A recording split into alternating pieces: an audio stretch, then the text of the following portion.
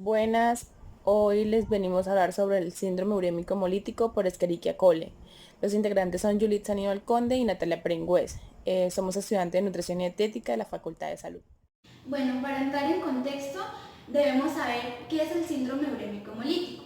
El síndrome urémico hemolítico es una entidad grave que amenaza la vida y tiene una grave o una alta morbimortalidad y secuelas permanentes. Es un cuadro caracterizado por la combinación de insuficiencia renal aguda, trombocitopenia, anemia hemolítica, microangiopática. Se reconocen múltiples etiologías que pueden, o agentes etiológicos que pueden causar este síndrome. Sin embargo, se le atribuye en gran medida a que esta infección está causada en la mayoría de los casos por cepas de Escherichia coli, productoras de verotoxinas o de la toxina Chiga. Siendo la más frecuente, en este caso, el serotipo 057H7. Bueno, entonces tenemos aquí los tipos de síndrome urémico hemolítico. Tenemos al síndrome hemolítico urémico típico, el síndrome hemolítico urémico atípico y el síndrome hemolítico urémico infeccioso. Clásicamente se ha asociado a estos tipos de síndrome fundamentalmente a Escherichia coli enterohemorrágicas productoras de la toxina Chiga. El síndrome urémico hemolítico típico presenta cuadros de dolor abdominal, diarrea y en ocasiones vómitos que preceden de 5 a 10 días antes de aparecer ya como el síndrome urémico hemolítico como tal.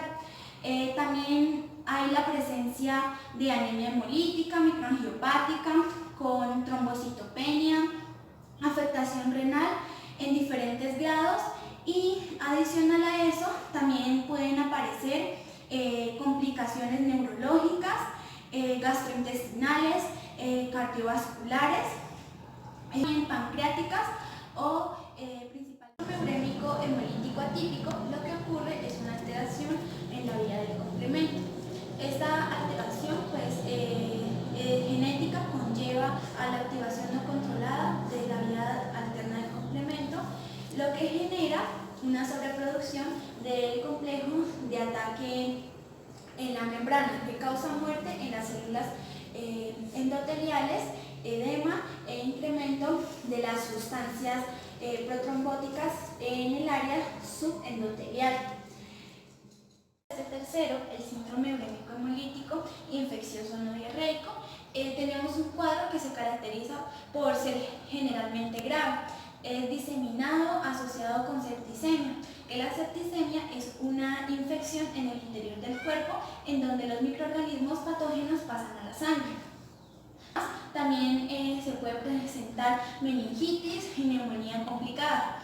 En estos casos, la mortalidad es del 30 al 50%, siendo mayores los casos relacionados con Escherichia coli, productora de la toxina Chiga, y los pacientes se recuperan comúnmente presentando o desarrollando falla renal con necrosis.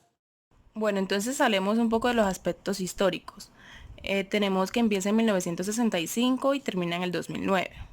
En el periodo del descubrimiento en la medicina fue uno de los estudios de Gian Antonio, que quién es Gian Antonio, o también llamado Carlos Arturo.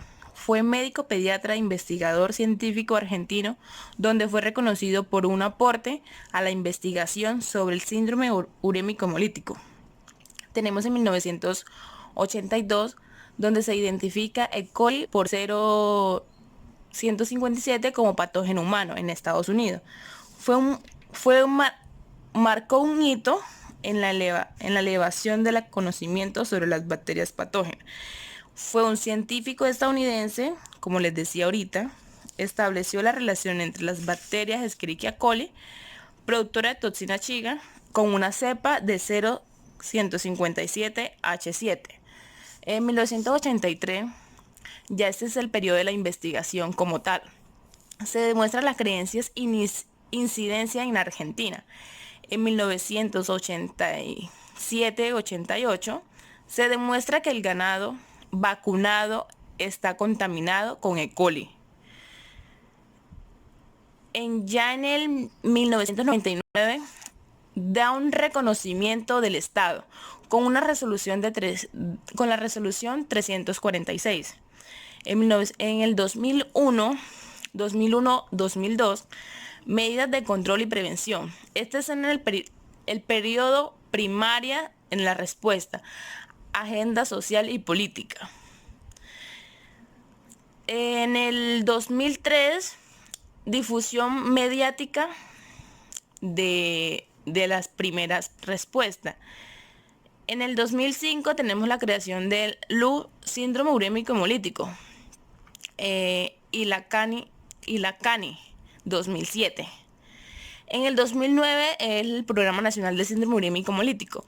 Pues es una de las pequeñas reseñas históricas del síndrome urémico hemolítico por Escherichia coli.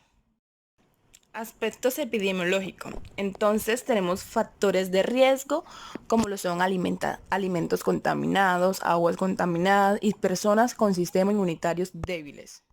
Bueno, pues alimentos contaminados, ¿por qué? Porque dice que es un factor de riesgo ya que todas las personas consumimos alimentos, hay veces directamente del campo a la boca. ¿Me hago entender? No se hace el aseo, no se hace la asepsia del alimento como tal, el lavado de ese alimento. Entonces, ¿por qué es en alimentos contaminados? Porque los alimentos se contaminan de las heces de que estén contagiados con el síndrome urémico hemolítico. Lo mismo pasa con el agua, porque consumimos o se consumen el agua de pozo, agua sucia, agua no procesada en personas con sistemas inmunitarios débiles. ¿Por qué? Porque dicen esas personas, ya que son unas personas que tienen un sistema inmune muy bajo, que al combatir o al estar con este patógeno, lo que hace es de una vez agarrarlo, no se defiende automáticamente contra este patógeno. Por eso decimos que con personas de sistema inmunitario débiles. Tenemos la población en riesgo. Decimos que la población en riesgo son en niños y en adultos mayores. Bueno, las poblaciones en riesgo pues son, como ya les decía, los niños y en adultos mayores. Pero poco se sabe la diferencia en la susceptibilidad y la inmunidad. Pero esta enfermedad puede causar a todos los grupos de edades. En los niños menores de 5 años pues son menos propensos a desarrollar el síndrome urémico hemolítico. Los ancianos tienen mayor riesgo de complicación en general. O sea, ellos se complican un poco más que los niños, porque es que la deshidratación que tienen estos pacientes pues un poco bastante elevada.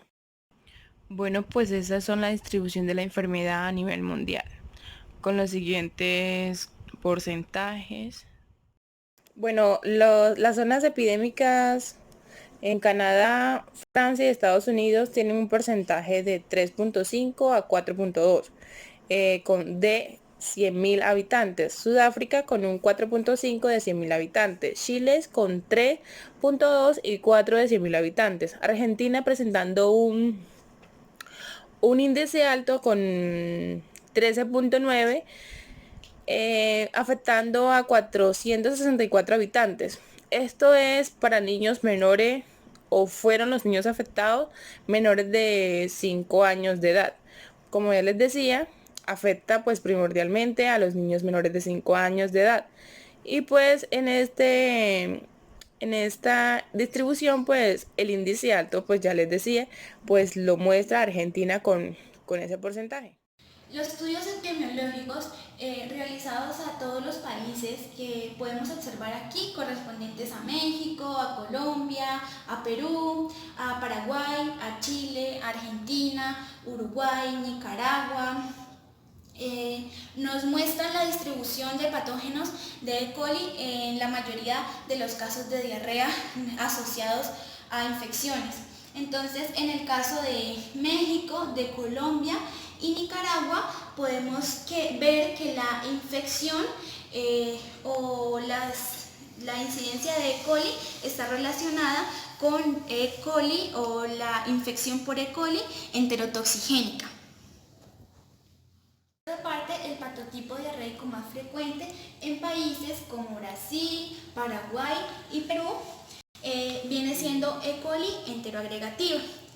Mientras que en países como Venezuela, Uruguay, Argentina y Chile, el patotipo más frecuente es E. coli enteropatógena.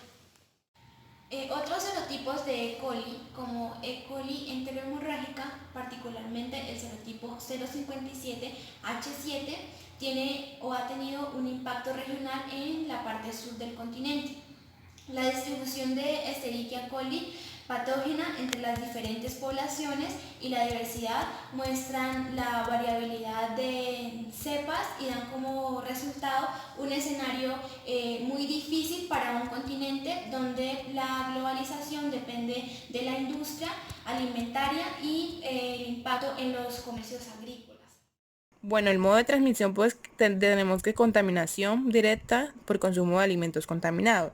Entonces decimos que el modo de transmisión, pues se transmite a las personas principalmente por vía fecal oral, por consumo de alimento o agua contaminada, y también puede ser por la leche de la vaca, ¿sí? Ya, obviamente tiene que ser cruda, o contacto directo con animales infectados. También puede ser contacto persona a persona. Sin embargo, el 85% de las infecciones son transmitidas por alimento, siendo el ganado bovino, o sea, las vacas, el reservorio primario que contamina los alimentos mediante las heces. Bueno, pues como les decía anteriormente, pues ya que consumir alimentos directamente del campo pues es un poquito dañino, ya que nos damos cuenta que en el campo pues hay veces los mismos animales pues se hacen las heces encima de esos alimentos, y uno lo que hace en el campo pues ¿qué es? Es coger la fruta o el alimento, ya sea la carne o lo que sea el agua, lo que sea de allá del campo. Uno lo que hace es cogerlo y llevarlo a la boca, ¿sí? Y lo que uno debería hacer en este caso, así no sea en el campo, pues uno lo que tiene que hacer es lavarlo antes de consumirlo o ingerirlo, porque mira las complicaciones que contiene de no lavar el alimento. Pues también tenemos la contaminación cruzada, pues decimos que la contaminación cruzada pues es y aquí cuando hablamos de la contaminación cruzada, pues esto quiere decir que los alimentos contaminados se ponen en contacto con el alimento no contaminado. ¿A qué nos referimos? Por ejemplo, cuando agarramos unas fresas que están contaminadas y en un recipiente hay fresas no contaminadas. Entonces uno, sin darse cuenta de lo que está pasando o de lo que está sucediendo con las fresas, entonces uno coge las contaminadas, las pasa al recipiente donde están las fresas no contaminadas. Entonces por eso decimos que contaminación cruzada. Bueno, en la clasificación taxonómica tenemos dominio bacteria, reino monera, filo protobacteria, clase Garmoprotobacteria, orden enterobacteriales, familia Enterobacteriaceae, género Escherichia, especie Escherichia coli. Bueno, el hábitat de pues decimos que algunas cepas como la E. coli, productora de toxina chiga, puede causar enfermedades graves transmitidas en los alimentos. Bueno, el E. coli es una de las bacterias que se encuentran normalmente en el intestino. La mayoría de las cepas son inofensivas. E. coli productora de toxina chiga. Esta puede crecer en una temperatura de 7 grados centígrados y 50, cuando su temperatura óptima es de 37 grados centígrados. Algunas pueden proliferar en alimentos ácidos con un pH de 4.4. La descripción macroscópica de Escherichia coli en medios sólidos. Como podemos ver, Escherichia coli crece muy bien en agar EMB, presentando un crecimiento bueno a excelente, y presenta o exhibe un brillo verde metálico que es característico debido a la rápida fermentación de la lactosa, como lo podemos ver en esta imagen, el crecimiento como un color brillo verde metálico.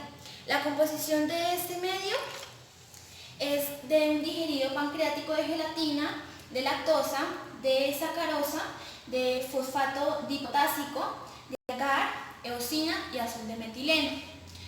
Este agar contiene colorantes que inhiben las bacterias gram positivas de cierto grado. Estos colorantes también actúan como indicadores diferenciales en respuesta a la fermentación de la lactosa o también de la sacarosa. Este brillo metálico, como lo dije anteriormente, es dado debido a la rápida fermentación de la lactosa. Crecimiento de Escherichia coli en agar McConkey. El agar McConkey es utilizado para el aislamiento selectivo y la identificación de enterobacterias en las heces, en la orina, en los alimentos y en las aguas residuales. También es un medio selectivo para el aislamiento de bacterias gram negativas entéricas. Su composición está compuesto por agar bacteriológico, cristal violeta, lactosa, mezcla de peptona, sales biliares, cloruro sódico, peptona de gelatina y rojo neutro, el cual actúa como un indicador de pH. El digerido pancreático de gelatina y las peptonas proporcionan nitrógeno, vitaminas, minerales y aminoácidos esenciales para el crecimiento. La lactosa actúa como un carbohidrato fermentable que proporciona carbono y energía. El cloruro sódico suministra electrolitos esenciales para el transporte y el equilibrio. Y las sales biliares y el cristal violeta son agentes selectivos. Podemos ver un crecimiento color rosa que se debe a la disminución del pH en el medio en el momento en el que se fermenta la lactosa. Ya. Bueno, en la descripción microscópica tenemos lo de la coloración de grano. Decimos que son basilos gram negativos con tamaño promedio de 0.5 micra, de ancho por 3 micras de largo, son endosporas, algunas especies son móviles por los flagelos que presentan, poseen fibrilas. El fin de realizar esta coloración pues es de determinar qué antibiótico se le debe suministrar al paciente con esta patología. Microscópica. En la estructura entonces tenemos el esquema del E. coli. Entonces encontramos flagelos, pilis o fibrias, encontramos membrana externa, pared celular, espacio periplasmático, membranas plasmáticas, citosol, ribosomas y nucleoide.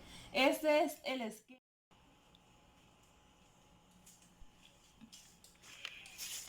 En la capacidad patógena encontramos 6 cepas, en el cual empezamos con la enteropatogénica. Entonces decimos que algunas de estas cepas pueden causar enfermedades en humanos. La enteropatogénica o la Escherichia coli enteropatogénica, esta puede causar diarrea en humanos, conejos, perro, caballo, al igual que la enterotoxigénica.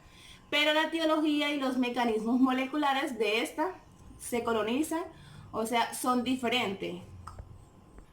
Escherichia coli enterotoxigénica, tenemos lo que es, esta se adhiere a la mucosa del intestino delgado, invade y produce toxinas que producen diarrea no sanguinolenta en niños y adultos, sobre todo en países en vías de desarrollo, aunque los desarrollados también se ven afectados con esta enterotoxigénica.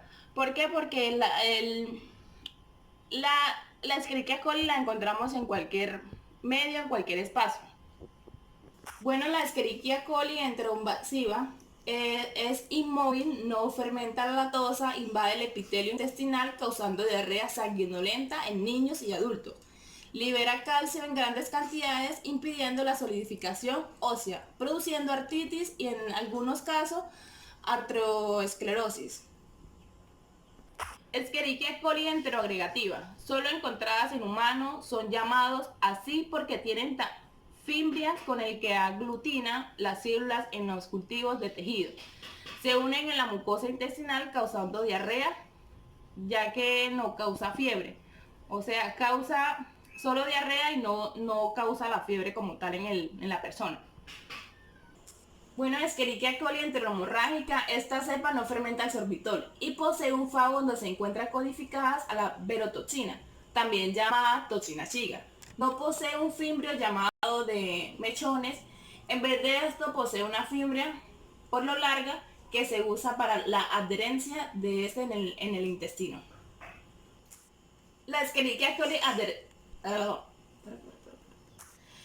Bueno, la Escherichia coli adherencia y difusa, esta se adhiere a la totalidad de la superficie de las células epiteliales y habitualmente causa enfermedades en niños, inmunológicamente no desarrollados o malnutrición. No se ha demostrado que puede causar diarreas en niños mayores de 1 año, ni en personas adultas. Mecanismos de patogenicidad de Escherichia coli productora de la toxina Shiga. Escherichia coli es el agente más causal de diarrea en niños por debajo de los 2 años. Causa frecuentemente brotes epidémicos en lugares cerrados como los hospitales o las guarderías. Las cepas de Escherichia coli enteropatógenas se dividen en típicas y atípicas. Típicas por la presencia y atípicas por la ausencia de un plásmido de virulencia llamado factor de adherencia, como lo podemos ver acá. Entonces, uno de los factores o mecanismos de patogenicidad más importantes es la adherencia de E. coli productora de la toxina Shiga. La interacción de este patógeno con los enterocitos, los cuales son células epiteliales del intestino encargados de realizar la absorción de diversos nutrientes esenciales como el transporte de agua.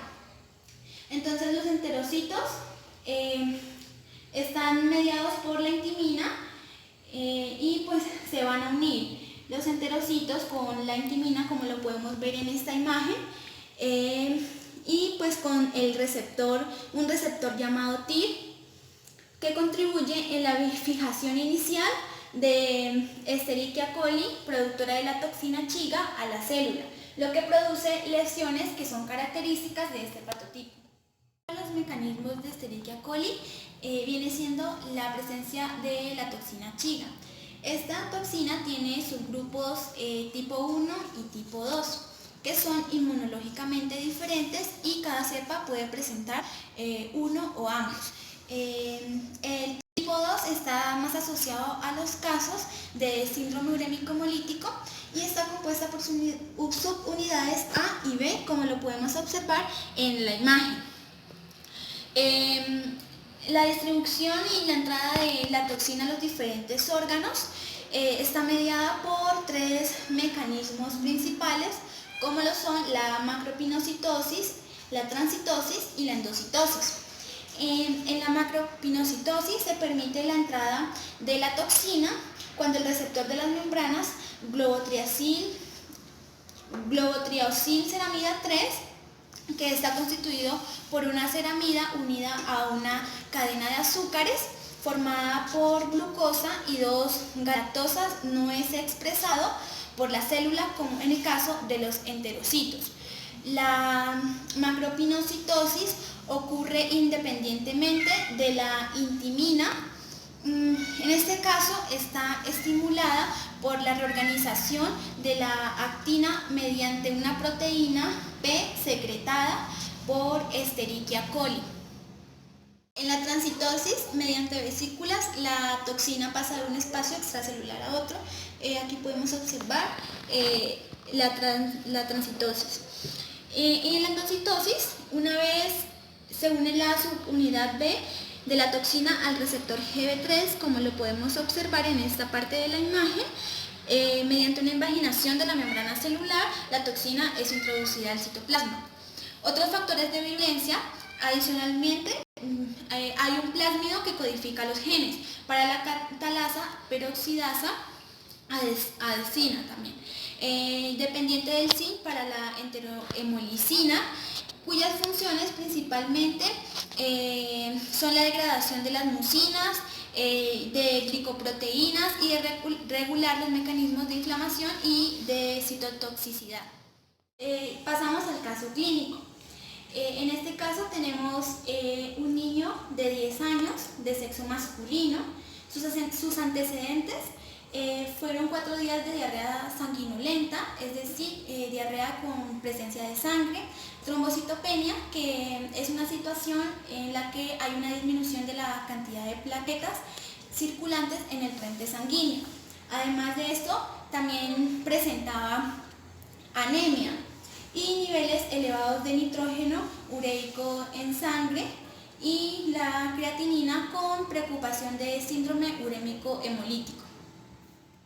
Los signos y síntomas que presentaba el niño eran el entumecimiento, que está causado por el daño o la irritación o la comprensión de los nervios, además de hormigueo en el brazo y la mejilla izquierdos. También presentó un discurso disártico, en donde presentaba un trastorno en la articulación con base en una lesión neurológica donde se afectan algunos atributos, por tanto sus síntomas o signos neurológicos aumentaron y disminuyeron en los siguientes 2 días.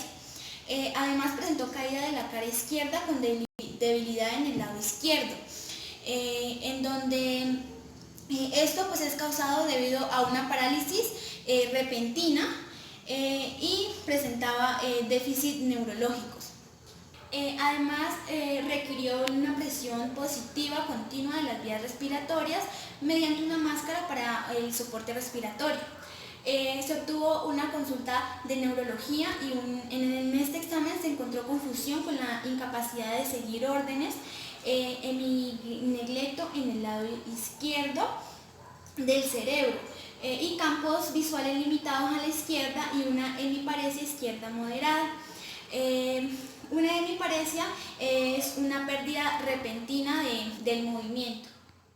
Los hallazgos de laboratorio más significativos que ayudan al diagnóstico del síndrome urémico hemolítico son pues exámenes de hemoglobina, en donde se obtuvo un resultado de 10.5 gramos por decilitro, teniendo en cuenta que el rango normal de hemoglobina en el caso de los hombres es de 13,2 a 16,6 gramos por decilitro y en el caso de las mujeres de 11,6 a 15 gramos por decilitro.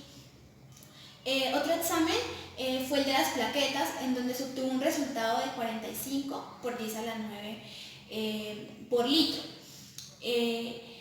Teniendo en cuenta que los valores normales de las plaquetas oscilan entre 150 a 400 por 10 a la 9 por litro, siendo normales hasta los 500 por 10 a la 9 por litro en el caso de los niños.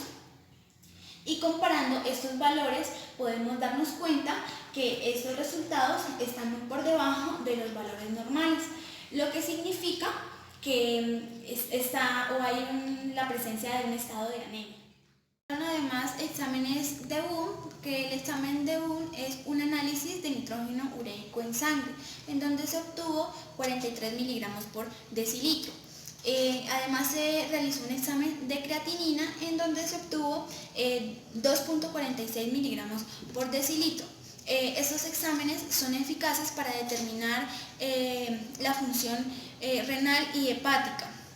Los valores normales en los niños son de 0.3 o 0.7 miligramos por decilitro y comparándolos con esos valores de la creatinina nos damos cuenta que están muy elevados, lo que indica un daño moderado o severo en la función renal.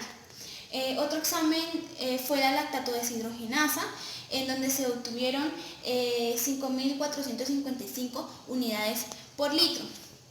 Y los valores normales de la lactato deshidrogenasa deben estar dentro de 120 a 130 unidades por litro en los niños de 10 a 19 años. Podemos observar que están muy elevados estos resultados, lo que indica que hay una El diagnóstico confirmatorio fue el síndrome urémico hemolítico típico. El tratamiento, debido a que el BUN y la creatinina continuaron aumentando hasta llegar a un pico de 102 miligramos por decilitro y 7.36 miligramos por decilitro, se empeoró su cuadro clínico y fue puesto por esta razón en terapia de reemplazo renal continuo desde el día 6 hasta el día 12 de la hospitalización. Estas terapias de reemplazo renal continuo purifican la sangre sustituyendo la función renal que se la hace en forma continua durante 24 horas.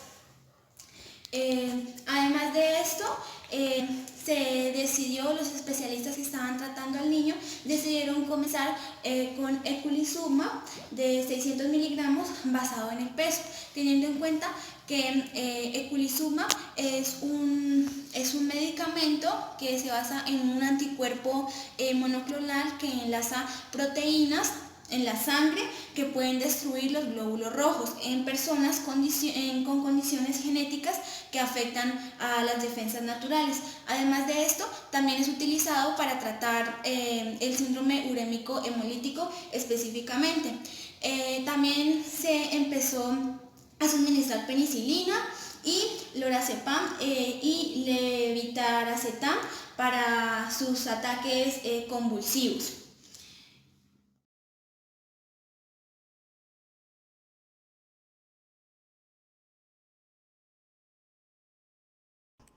Esta es la evolución del paciente. Al día 10 de hospitalización tuvo crisis tónico-clónicas generalizadas breve y recibió lorazepam y comenzó a tomar levetiracetam para la terapia anticonvulsiva. No tuvo más ataques durante su hospitalización y sus déficits neurológicos comenzaron a mejorar al día siguiente. La producción de orina a mejorar aproximadamente el día 14 de la hospitalización, una semana después de su primera dosis de eculizumab. Se inicia una dosis baja de lisinopril para proteinuria leve con un análisis de orina posterior que muestra hematuria microscópica y una muestra de orina normal. Para seguir el control del paciente se siguieron varios pasos y varias precauciones. Bueno, el papel del nutricionista dietista es fijar una dieta calórica menor a 120 kilocalorías en lactantes y de 1300 a 1600 kilocalorías el día en niños mayores. Administrar un aporte proteico no menor a las recomendaciones dietéticas para cada edad. Restringir los aportes de sodio, potasio y fósforo. También es preferible utilizar la preferencia en vía oral, de ser necesario por sonda nasogástrica. Considerar el uso de leche materna enriquecida con polimerosa y aceite de triglicéridos de cadenas mediatas. Bueno, pues aquí también el papel muy importante del nutricionista es hidratar al paciente, dado que pueda producir una diarrea severa. Entonces lo que queremos hacer es nutrir a ese paciente que ha padecido de una diarrea por mucho tiempo. También debido a que ha tenido diarrea sanguinolenta con sangre, entonces de sustituir como alimentos que contengan para subir la hemoglobina, dado que ya ha tenido mucho o ha padecido de diarreas con sangre, entonces subir la hemoglobina. En caso que la haya bajado, también subir los triglicéridos y muchas cosas que se le hayan bajado por los días que haya presentado estos síntomas o esta enfermedad, dado que también puede estar hospitalizado. Entonces las recomendaciones pues del nutricionista, primordialmente pues hidratarlo. Bueno, la discusión que hemos escogido es la siguiente. La mayor riqueza es la salud, por Virgilio. Bueno, muchas gracias. Esta es toda la exposición que tenemos del síndrome urémico hemolítico por Escherichia coli.